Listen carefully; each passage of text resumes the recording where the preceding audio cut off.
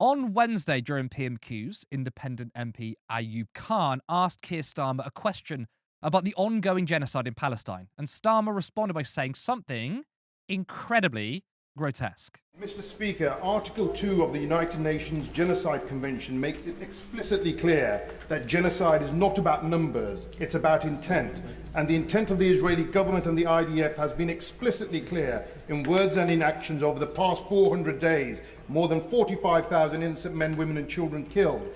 On the 28th of October, the Foreign Secretary denied that a genocide was even taking place and suggested that the Israeli army had not yet killed enough Palestinians to constitute a genocide. And last week, the PMQs, the Prime Minister started that he has never referred to the atrocities happening in Gaza as a genocide. Will the Prime Minister share his definition of genocide with this House? And will he state what further action he is prepared to take to save lives of desperate and starving men, women and children, given that we now hold the presidency of the United Nations Security Council? It would be wise to start a question like that by reference to what happened in October of last year. I'm well aware of the definition of genocide, and that is why I've never described this and referred to it as genocide. I mean, first off, how can he continue to peddle well, what about October 7th? Well, what about everything since then?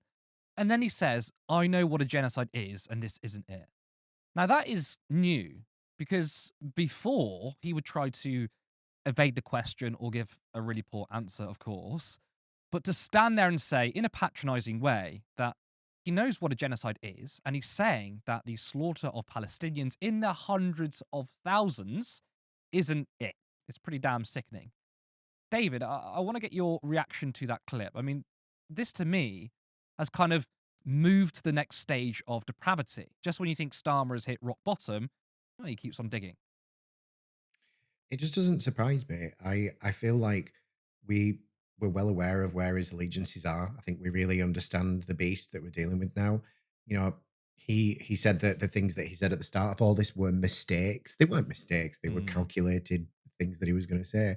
And when it comes to the denial of something that's transparently going to end up being called a genocide in years to come, when it's been decided by the ICJ formally, it's insane that he's going to go down in history as being a denialist of it, and he's the prime minister. You know, there's a report that has come out this week. I haven't had a chance to read it. I don't know what it says, but I did see a headline summing it up as saying that it's more than just a plausible case to call what's happening in Gaza a genocide right now. So if that's the way that he wants to be remembered, then so be it. You know, but this is not a shock, and it shouldn't be a shock to anybody that's been paying keen attention to Starmer's reactions to all of this from the beginning. And now that Trump is president-elect, I mean, we know that he is fully in favor of completely wiping out Gaza. That is very clear. And Netanyahu is very happy that Trump won. But we can't rely on our prime minister to adhere to international law. He's allowed Israel to break it over and over again.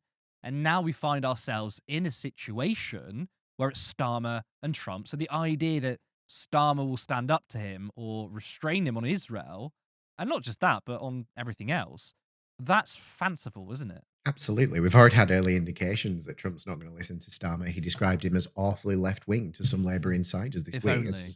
Was like, we're talking about the same Keir Starmer here, but Yeah.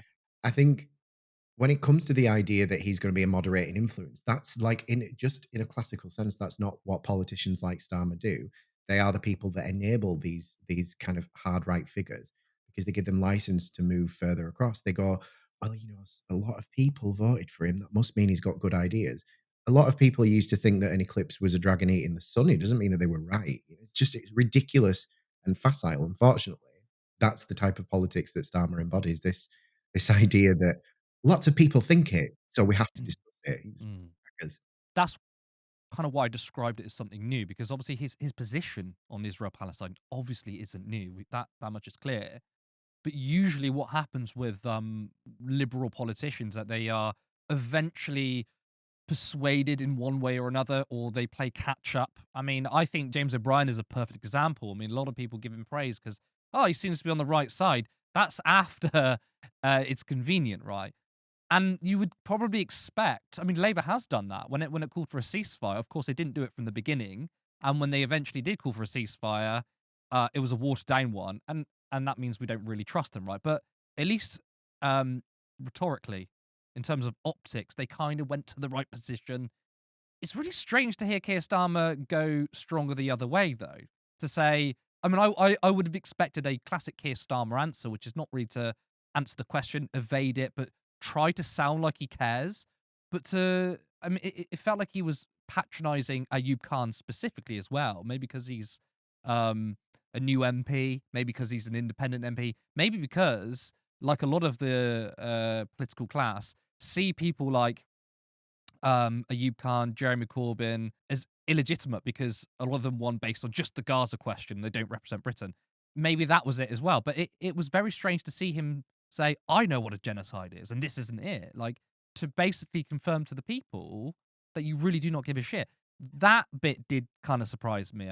Maybe you're not surprised, but I felt that was a new thing Well, I think from Starmer. based on what's happened in the American elections, it's very transparent that a lot of people that voted independent because they cared about what's happening in Palestine. But there's such a small fractional part of the American votership that it's very clear that they didn't move the dial in terms of the rhetoric around Gaza. Like, they weren't, the argument that a lot of liberals are making is that because it was such a fractionally small element of the votership, there was no point in appealing to them. But what I see there is that there's a wider question about truthfulness in terms of this thing that they've done in America, where they haven't called for an arms embargo, despite the fact that Israel haven't met those conditions. My concern with Starmer is that he's read it as, oh, I really don't need to appeal to these people. There's not that many of them. And number one, we have very different demographics in the UK, and we have very different politics in the UK. If you look at people that are polled about Trump as president-elect, the 82 or more % of the UK think he's an absolute waste man, which is true. When it comes to Starmer, I feel that he's read the message as, oh, I don't have to appeal to these people because they're really small and eventually it'll go away. And I think it will be really funny for someone that's, a human rights lawyer and used to run the Crown Prosecution Service in future years. It will be very funny to see him eat his words, and it will happen. He pitched himself as the sensible, the moderate, the statesman-like man that he adheres to international law. In fact, it came up as a question before the election between Rishi Sunak and Keir Starmer, and Rishi Sunak talked about the ECHR, and Starmer said, we are not going to pull out because, I believe in international law. Obviously, again, a load of rubbish given his stance on Israel, but that's the way he's pitched himself, and he's failing on his own terms. He also should be mindful that, I mean, he may well say, well, I don't think I need to win these kind of voters over. Just look at what just happened in America. We were told that a lot of people don't, or a lot of Americans don't care about Palestine. It won't be an issue. I don't know if the majority of Americans particularly care about it, but a significant amount of people did. I mean, look at the polling when it comes to Jill Stein in some states. I mean, I believe one state, she outpolled Kamala Harris. Of course, then you had her own base, Kamala Harris, that is, her own base not turn out to vote. So I think Keir Starmer is making a grave mistake. But again, ideologically, doesn't agree with having a solution that supports the Palestinian people. Support independent media. Support social justice that's there on social media. Thank you. Turn left.